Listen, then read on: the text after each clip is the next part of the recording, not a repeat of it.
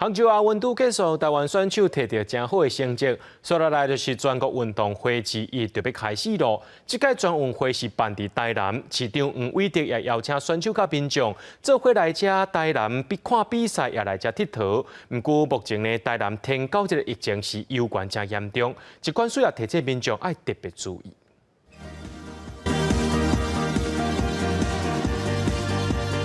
舞台变做大型古城的模样，这是今年全国运动会的开幕典礼。舞台无记影片，杭州亚洲运动会都结束，台湾得到19金、20银、28块铜牌的好成绩。接下来全运会日一定要伫台南起鼓。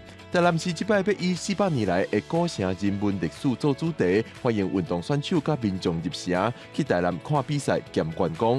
亚运也好，或者是呢这个奥运啊，很多我们国内的优秀的选手。 他都是从我们国内的3级、4级的这样培训体系呢培育出来，其中呢也是经过了国内的最大型的竞技的赛事上面脱颖而出。大家来台南看全国运动会的时候，不只是看选手优质的表现，在每天的赛事结束之后啊，一定要来台南走走逛逛。 台南市长黄伟哲表示，台南人16年了后，总算搁一摆办全运会，已经做焦全的准备，迎接选手甲民众。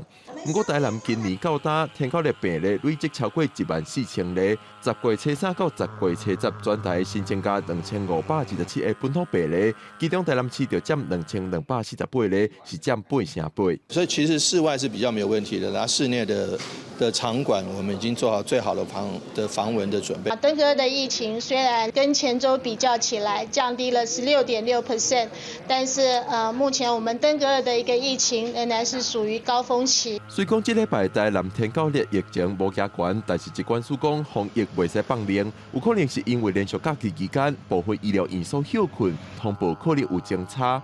目前评估过来天狗热传染的风险也是真悬，民众爱保持警戒。